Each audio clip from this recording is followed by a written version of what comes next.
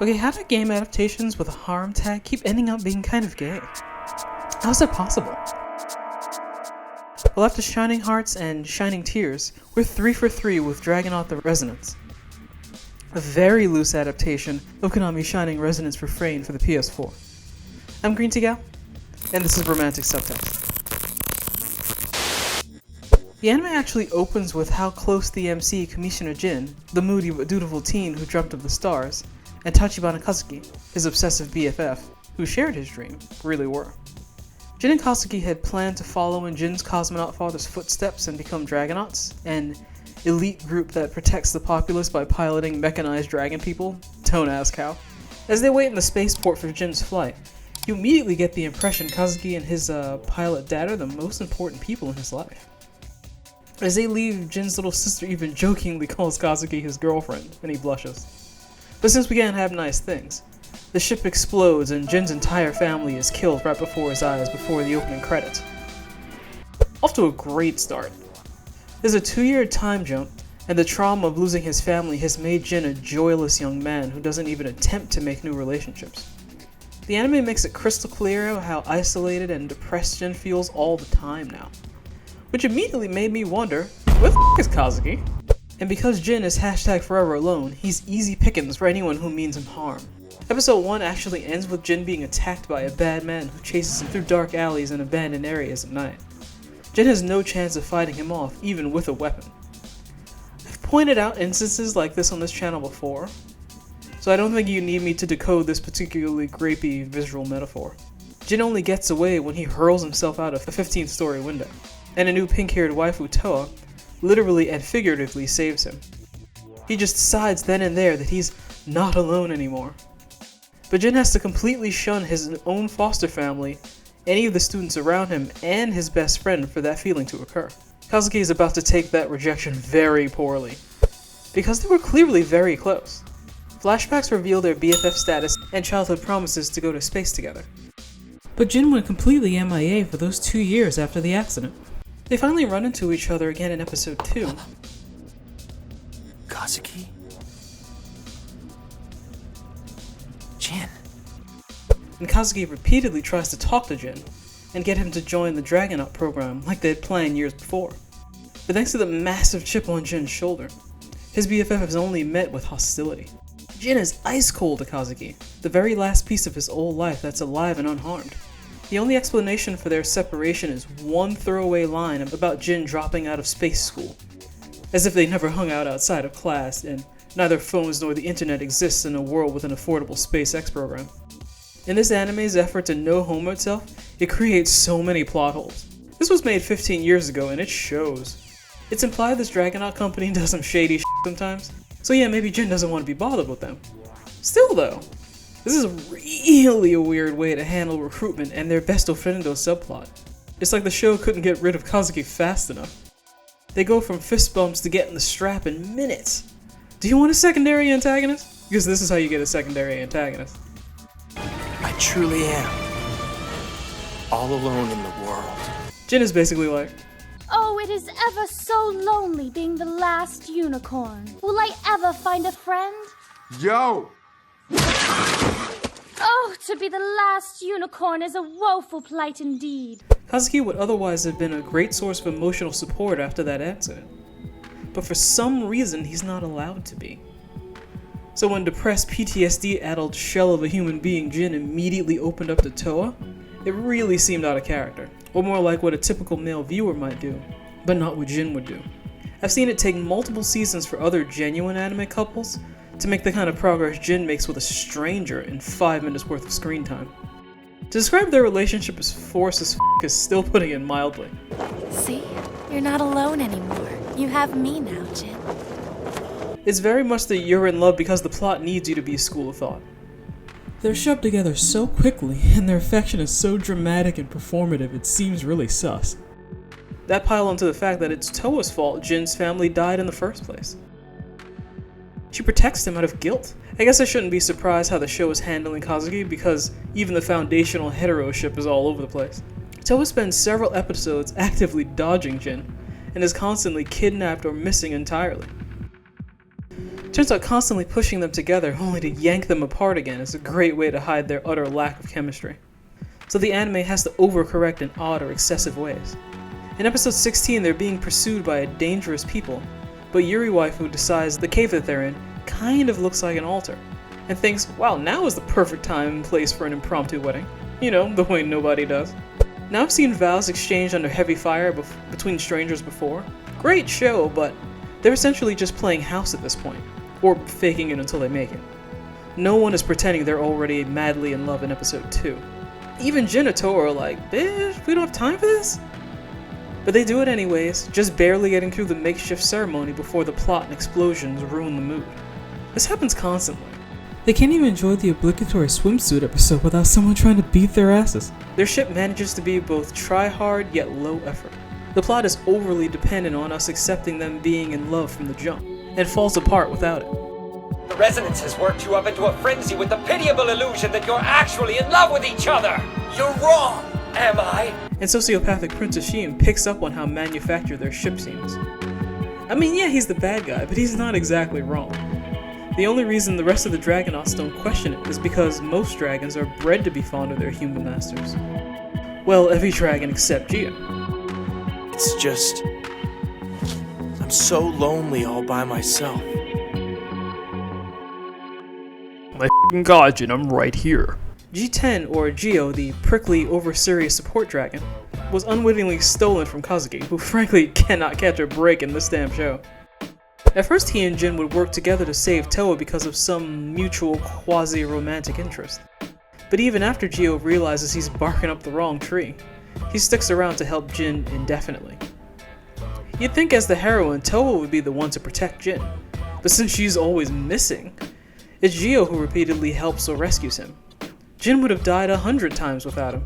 They spent all their time together, whether Toa was there or not. And they even get their asses beat together. Jin later suggests Geo run away with him and Toa, so the three of them can live together. Jin even suggests this in a hot tub during that bikini episode. Of course, staying the prerequisite 5 feet apart. Meanwhile, when Kazuki is reintroduced into the plot, he's extremely nude. You already know how I feel about nude male character introductions, since they're always kind of suggestive. See also Kado the Right Answer, a show that definitely needs a romantic subtext episode of its own. Can you please put on some clothes? Despite all the overt fan service in Dragonaut, if someone's gonna be nude in this show, it's usually a dude. Now Kazuki's nudity is necessary for his resonance bonding ritual, to make sure dragon partners imprint on their masters and become fiercely loyal. Due to the strength of that bond, dragons are more likely to become romantically entwined with their masters. The show isn't exactly subtle about that, as some of the dragon pairs appear to be dating, or at least kind of flirting.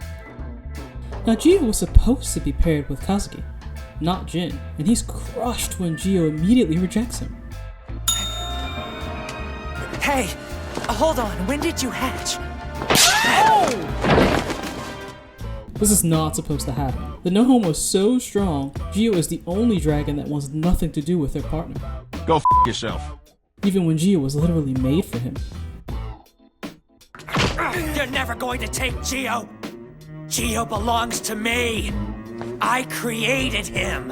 What's even weirder is how the plot allows Geo and Jin to be romantic instead. So long as they claim whatever they're doing is for Toa's benefit, they can get away with a lot. Jin even teaches him that special handshake he used to do with Kazuki. If there's one thing Jin and Kazuki have in common, is that they handle disappointment very badly. Kazuki sulks about Geo leaving him every chance he gets. I'll get him back, I swear. Other characters even try to console him, but nothing works. When the rest of the team is called for an away mission that involves Geo in episode 6, Kazuki is left behind. This only makes his cucked boyfriend drama even worse. He reacts exactly like a jilted lover, even down to trashing his room and f***ing up his hair. He stalks Jin and Geo to the moon and back, and I'm not being cute by the way, he really flies to the moon to throw hands. Every interaction between Geo, Jin, and Kazuki is like a gay telenova, with Toa literally coming between them. You bastard! They finally have a bro down in episode 8, and Kazuki vents his pretty justified grievances. Kazuki just wanted the same kind of relationship most people have with their dragons, Everyone else got a friend, lover, a life partner, and at least a spacefaring vehicle. But Kazuki got sucker punched. I don't belong to you! That was cold-blooded! Also, he's essentially lost Jin twice. You changed. After the shuttle accident, I didn't know you. It scarred you. You were never the same. Kazuki's NTR knows no bounds, and later he tries to exchange a kidnapped Toa for Gio. But that doesn't work. Here come the fisticuffs. And he used to be so level-headed. I'll see you in hell! But this isn't the behavior of someone who's only lost a potential friend or partner. He acts like a woman scorned. This is the purest case of jealousy I've seen in a while. You really prefer Jin that much? Normally I'd just call him a yandere, but Kazuki's entire character arc has been more like mad incel. It's like the show despises him. He exists just so we can watch the dudes in his life treat him like shit. The level of disrespect he suffers is unreal. In episode 14, he's able to throw one last possessive gay tantrum before he gets temporarily blown out of the plot. I'm honestly surprised Jin's even allowed to look sad about it. Kazuki! Don't worry, he's fine. And just to add a little salt to the wound, Jin finally entertains the idea of joining the Dragonauts, the one thing Kazuki wanted from the start. And on the same day, it looks like he won't be there anymore. Not to mention, joining them would have taken most of the conflict out of the past 14 episodes. Kazuki is just another half-baked and undercooked example of anime rarely knowing what to do with the gay or pan best friend when it challenges the heteroship. It'll usually settle for either cutting down his screen time, like in the new Horimiya, turning him into a lame-ass villain like in Ginsokiko Oridan, or even flat out killing him like in Guilty Crown. All three of which Dragonaut attempts to do to Kazuki, and that you'll see happen at least 8 more times on this channel. After a year-long time skip, we see Gio and Jin and Toa have been quietly living together like a throuple under one roof, just like Jin wanted. Gio is now living his best life as a chef and homemaker, and Toa and Jin are still struggling with first base for some reason. And even when they're just allowed to be together, having their relationship progress naturally, it all happens off-screen. But nothing good can last, of course, and they're forced out of hiding and their home is destroyed in that same episode. Jin finally blips onto a now higher-ranking Kazuki's radar, and you assumed he died from disrespect, I'm sure. But the threat on Jin's life in episode 17 actually pulled him out of a dragon-induced coma.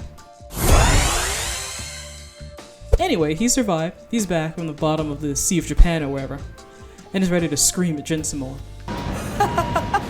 Jin, it's him! You've come to see me, haven't you?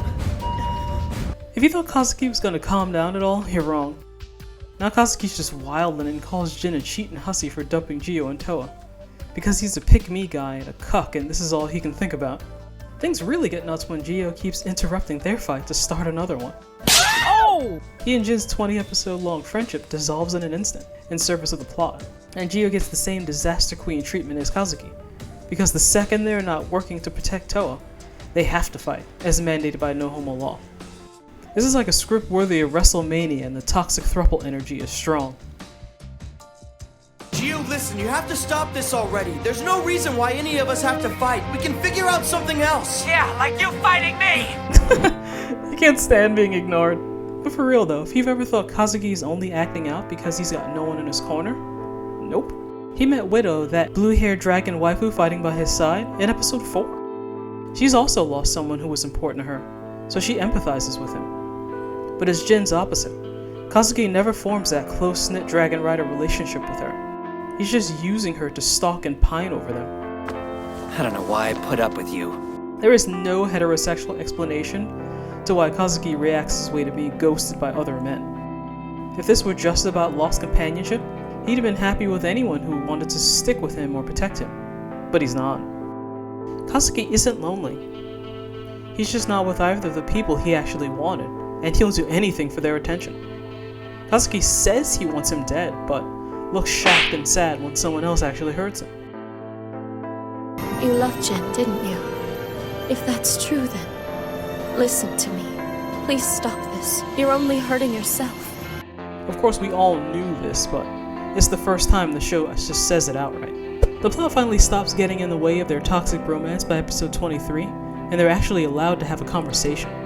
But only immediately after they both lose their waifus and are single again, can they have a cathartic bro down on the beach. I needed Geo so I could use him to protect you, Jin. It's all your fault! Why did you do this? I've lost everything because of you and what you stole from me! I'm the one who lost everything! My dad, my mom, everyone! Toa was all I had! You dumbass! I guess Kazuki yelling, "You still had me!" would have been a little bit too honest for this show. I understand. Kazuki. I understand.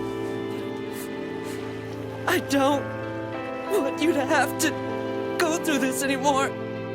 I only want to protect you. Please forgive me. It's okay. I'm sorry. I'm sorry. They definitely needed this. Even down to the "in love with my bestie but he don't love me back" drama. And exactly like I've been thinking all along, their so-called conflict is resolved with a single conversation and a hug. Basically the old Sir Vamp treatment. Work 60% of the time, every time.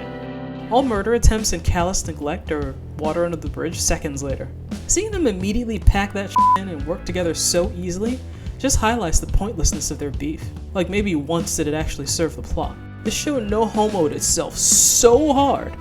It falls ass backwards into every avoidable conflict possible, because it's too afraid to let Jin and Kazuki even talk like human beings until the 23rd hour, when they had no other option. At the series climax, the crew pulls together to fight Thanatos, the donut-shaped ageless mother of all dragons, first of her name, the unburnt, etc, etc. Kazuki, having completely calmed down after Jin finally gave him some attention, now uses his screen time to help and cheer Jin on from the sidelines, as simps are wont to do. Meanwhile, Jin and Toa talk Thanatos down from either killing or absorbing everyone on Earth. In the end, they convince Hive Mind Thanatos that she's actually lonely, using the Hedgehog's dilemma's separate but equal existence is better theory from Evangelion, and of course the power of their hetero ship for good measure. Yet for all their bold declarations of love, the show uses its own finale to repeatedly question the bond that its whole plot is built upon, like it caught itself in its own bullshit and is trying to explain its way out of it. It doesn't matter whether these feelings for our partners are the result of resonance or they come forth naturally. The most important thing is that the love exists and you must never ignore it. Okay, Boomer.